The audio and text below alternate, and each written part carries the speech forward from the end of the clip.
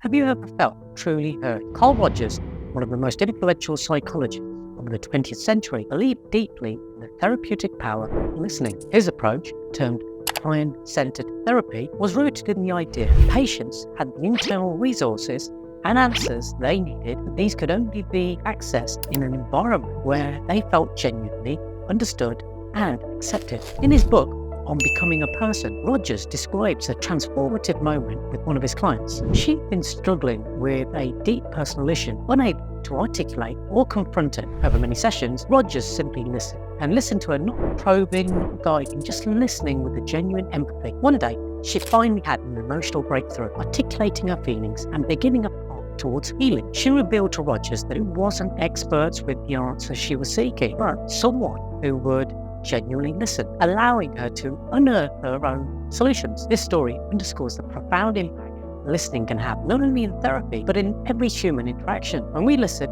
truly listen, we validate others' experiences and feelings, creating space for understanding and growth. And before I continue, I'd love it if you would subscribe to this channel and click the notification bell so that you don't miss any of the valuable content I provide on a weekly basis. So what's the key to mastering the art of listening? By the end of this video, I'll walk you through 5 guiding principles.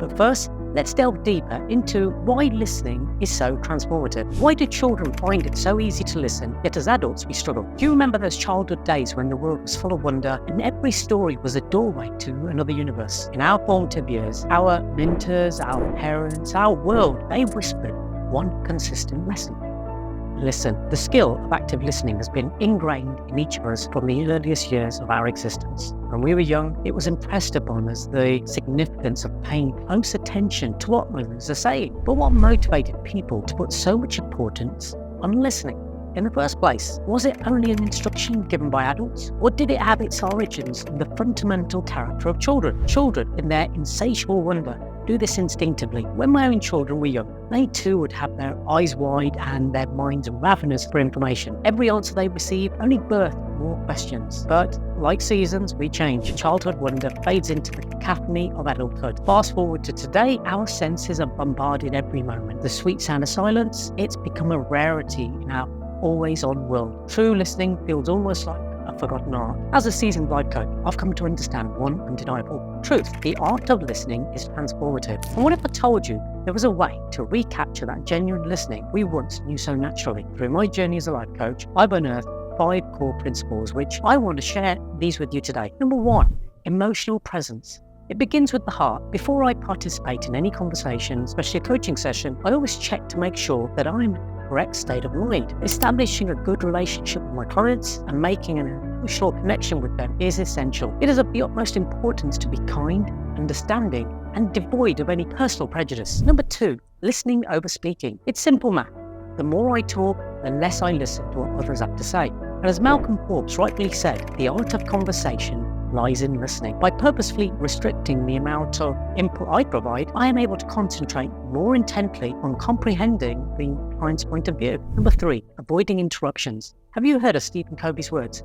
Most people do not listen with the intent to understand, they listen with the intent to reply. It might be difficult to resist the urge to finish someone else's sentence or to inject our own ideas into their conversation. Having said that, I've realized the importance of being patient. Waiting a few seconds before replying to a client's question or comment might elicit a more profound response. Number 4, no assumptions or judgments. Assumptions are dangerous because they can lead to misunderstandings. In situations where there is room for interpretation, I make it a point to ask questions before drawing any judgments or conclusions. Number 5, embracing curiosity. I always strive to enter each interaction with an open mind, channeling the childlike wonder of yesteryears. By asking open questions, I delve deeper into a client's psyche, approaching each tale with fresh eyes and an eager heart. These aren't just skills for coaching, they're life-altering. They're bridges to deeper connections, clearer understanding, and heartfelt conversations. As the Dalai Lama once said, when you talk, you are only repeating what you already know, but if you listen, you may learn something new. In our cacophonous world where everyone seems to be on transit mode, taking a moment to truly listen can be revolutionary. It's not just about passive hearing, but actively understanding and feeling with another soul. And remember, the key to unlocking life's myriad of mysteries may not always be in speaking more, but in listening better. I want to thank you for watching, and if you found this video helpful, please do give it a thumbs up, share it with a friend, and subscribe to my channel for more insightful discussions. I'm Dr. Rakish Rana, the Clear Coach.